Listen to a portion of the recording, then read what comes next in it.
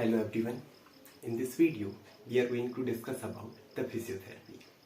As this is my first video, so I want to clear one thing that biology is the game of words.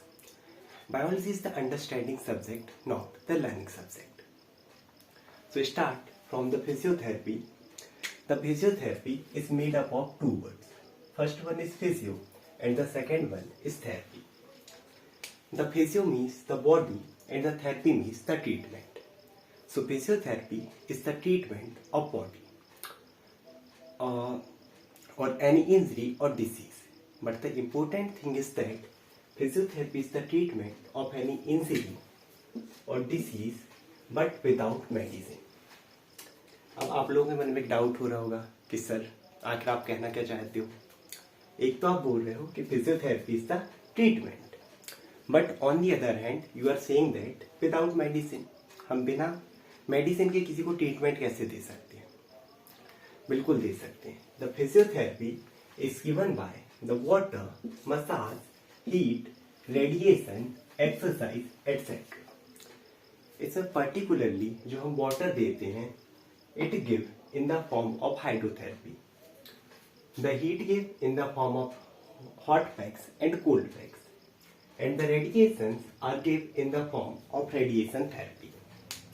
Now, we will discuss about the indication of the physiotherapy. Okay. So, एक और नया word मिला, indication. What is the meaning of indication? In this case, indication are those conditions where we can apply the physiotherapy. Okay, so first indication is paralysis. Paralysis क्या होता है?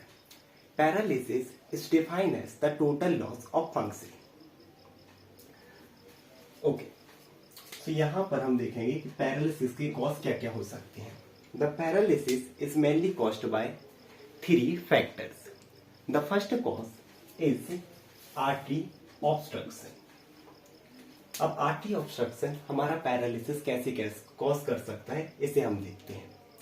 हमारी जो artery रहती है, they carry the blood, and जो blood carry करता है, it carry the all the nutritive substances.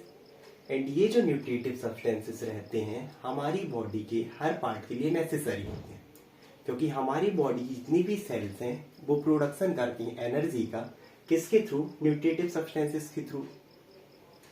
Okay, so now if any case there is obstruction or blockage in the artery, तो उस पर क्या होगा? जैसे ही हमारी आर्टरी ब्लॉक होगी और आर्टरी का ऑब्स्ट्रक्शन होगा, इस केस में अब जो हमारा सर्कुलेशन है वो या तो ब्लॉक होगा या फिर डिक्रीज होगा, जिससे हमारे बॉडी के किसी भी पर्टिकुलर किसी भी पार्ट में न्यूट्रिटिव सब्सटेंसेस की डिफिशियंसी हो जाएगी. और जैसे ही न्यूट्रिटिव सब्सटेंसेस की डिफिशियंसी होगी, सो इट में रिजल्ट इन पैरालिसिस. अब हम देखते हैं how hydrotherapy is indicated in this case और how physiotherapy is indicated in this case. इस पर्टिकुलर केस में हम फिजियोथेरेपी को फर्स्ट ऑफ ऑल इस केस में हम फिजियोथेरेपी को मसाज के फॉर्म में यूज करते हैं. When we apply to massage to the patient, so massage increase our blood circulation. और जैसे ही किसी भी पर्सन में ब्लड सर्कुलेशन इंक्रीज होगा, so it increase the nutrition supply. और जैसे ही न्यूट्रिशन सप्लाई इंक्रीज होगी, so it may give relief from the paralysis. The second cause of paralysis is brain injury. अब क्या हो सकता है कि किसी की जो ब्लड सप्लाई है वो प्रॉपर वर्क कर रही है, बट एक्चुअली में हमारे जो ब्रेन से मोटर सिग्नल आते हैं फॉर एनी मूवमेंट वो ना आ पाए, यानी कि हमारा जो ब्रेन है वो सिग्नल ही प्रोड्यूस ना करे. अब ये कैसे हो सकता है? अगर हमारे ब्रेन में कोई इंजरी हो जाए. Okay, so if there is any brain injury, तब उस पर्टिकुलर केस में अगर हमारा ब्रेन मोटर इम्पल्स प्रोड्यूस ही नहीं कर रहा, क्योंकि जो हमारा ब्रेन रहता है it control all the body और all the system of the body. For example, if I am riding in the boat, so it is controlled by my brain. First, my brain generates the signal. After that, these signal transmit to my hand and I am writing in the board. But अगर कोई ऐसा case हो जाए कि हमारा brain function ही नहीं कर रहा, तो ना ही सिग्नल प्रोड्यूस होंगे और ना ही कोई मोटर मूवमेंट हमें देखने मिलेगा. सो इट में ऑल्सो कॉज पैरालिसिस। इस कंडीशन में भी हम क्या करते हैं, मसाज अप्लाई करते हैं as well as exercise. When we apply muscle or patient to exercise, so it also increase the blood supply, particularly to the brain. और जैसे ही हमारे ब्रेन में ब्लड सर्कुलेशन इंक्रीज होता है, it also increase the supply of nutritive substances and it influence the activity of brain. Influence means अच्छी करना, increase करना. Okay, the third one is nerve injury. It is the third cause of paralysis. अब हम देखते हैं actually में हमारी जो बॉडी और ब्रेन है वो कैसे कनेक्ट होते हैं।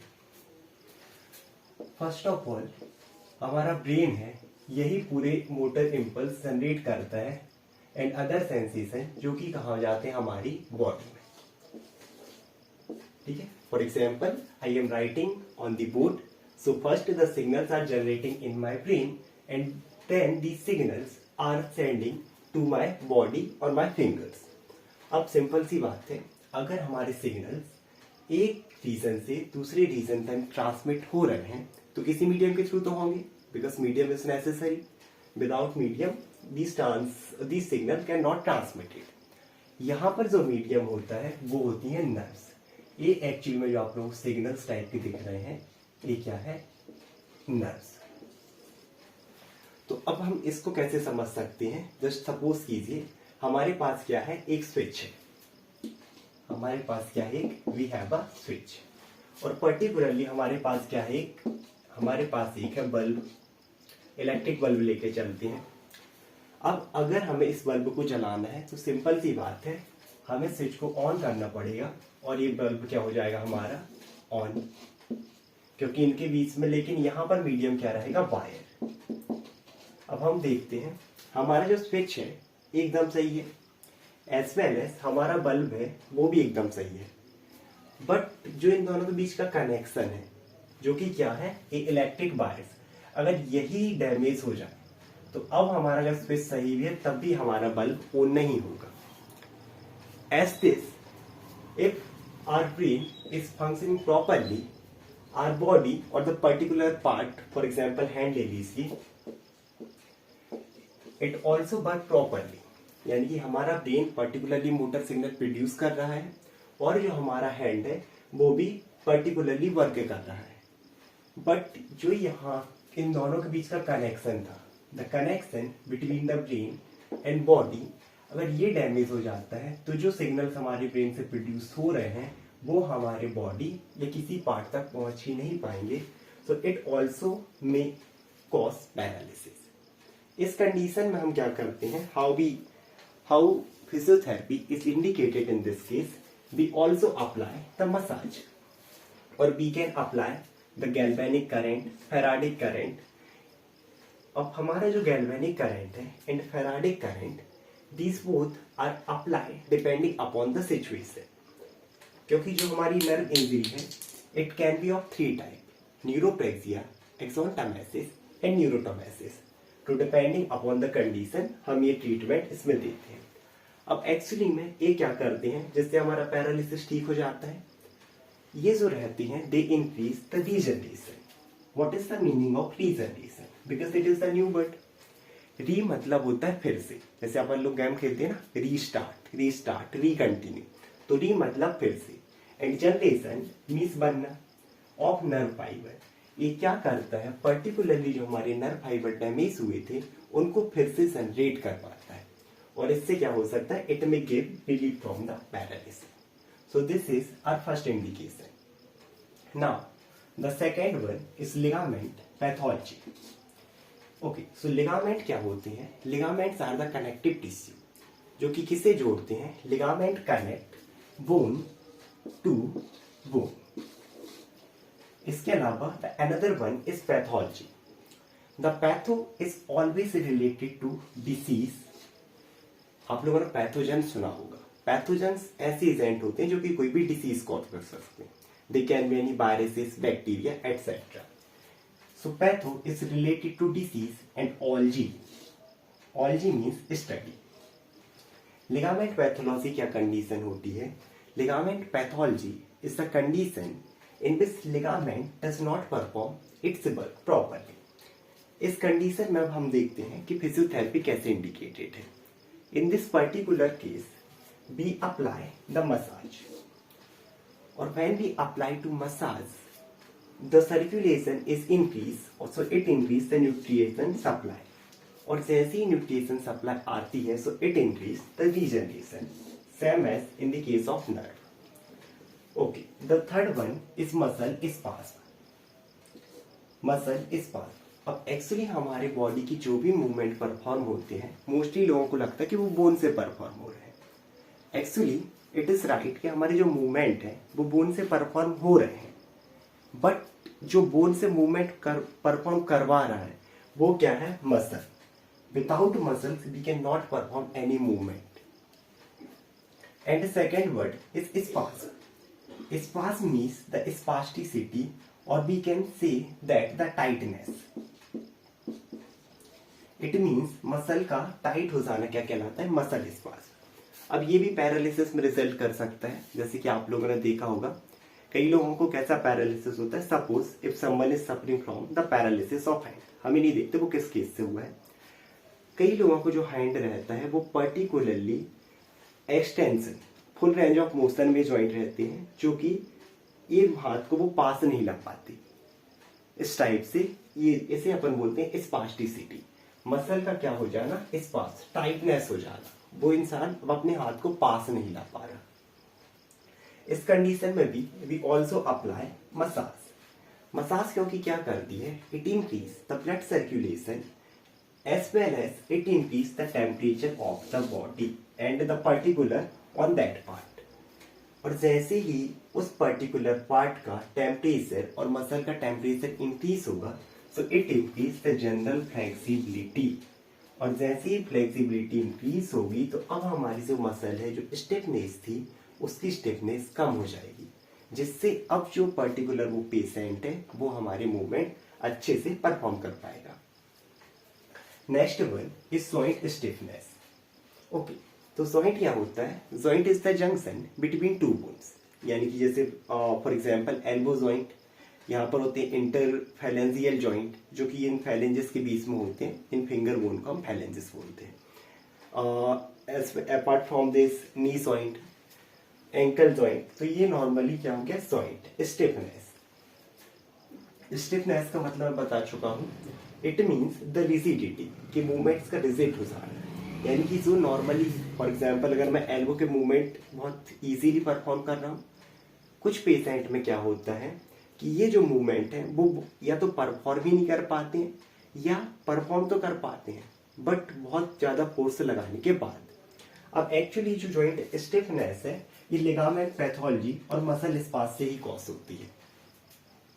इस केस में भी हम मसाज अप्लाई करते हैं, तो मसाज रहेगी it increase the general circulation and it increase the flexibility.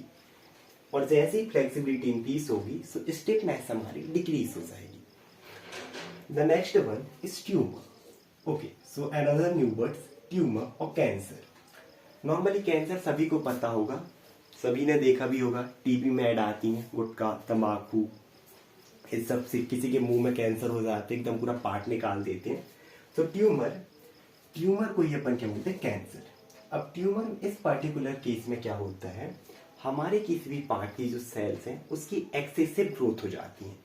यानी एक्सेसिव का मीन्स क्या होता है कि एक लिमिट से ज्यादा, नॉर्मल से जब ज्यादा हो जाता है तब हम उसे बोलते हैं एक्सेसिव ग्रोथ. उसी को अपन बोलते हैं ट्यूमर, और you can say that cancer. इस पर्टिकुलर केस में हम क्या अप्लाई करते हैं? We give the physiotherapy in the form of radiation therapy. Radiation मैंने यहाँ पे बताया भी था आप लोगों को. एक्चुअली रेडिएशन क्या होते हैं? Radiation the simple meaning is rays, जैसे कि सन से निकलती है, IVR, UVR एटसेट्रा. तो इस पर्टिकुलर कैंसर के केस में we apply the radiation therapy, जो कि क्या करती है? Kill the cancer cell. अब ये कैंसर सेल को किल कैसे करती है? सपोज करते हैं ये हमारी क्या है? These all are the cancerous cell. These all are the cancerous cell. And this is the nucleus. And nucleus में क्या प्रेजेंट होता है? DNA. When we give radiation therapy on this part, तो यहाँ पर क्या होता है, जो रेडिएशन रहते हैं इस डीएनए को डिस्ट्रॉय कर देते हैं। And we all know that कि जो किसी भी सेल की ग्रोथ है it is because of the DNA. अगर किसी सेल का डीएनए ही डैमेज हो जाएगा और डिस्ट्रॉय हो जाएगा तो उस सेल की ग्रोथ नहीं हो पाएगी। So let's move forward. The another one is headache. अब हेडेक में भी हम नॉर्मली क्या करते हैं, अगर किसी को भी हेडेक रहता है इस केस में we can apply the massage और हाइड्रोथेरेपी। मसाज का तो आप लोग समझ गए होंगे। The basic concept is that massage increase the blood circulation, this increase the nutrition supply, this give relief from the pain because it increase or influence the brain activity. Headache में हम another treatment दे सकते हैं, this is hydrotherapy. The hydrotherapy is made up of two words. One is hydro and another one is therapy. Hydro means water and therapy means treatment. तो इस particular case में हम क्या कर सकते हैं, पेशेंट को वाटर के थ्रू ट्रीटमेंट देते हैं। जैसे कि आप लोगों ने नॉर्मली देखा होगा जो वाटर पूल्स रहते हैं, पर्टिकुलरली थेरेपिस्ट जो रहता है ना पेशेंट को बिठाता है चेयर पर और उसके जो पैर रहते हैं वो पानी में डिप करा देता है, क्योंकि इससे क्या रहता है, it increase the circulation as well as it also influence the brain activity. So in this video, तो इस वीडियो में इतना ही। Thank you so much for everyone.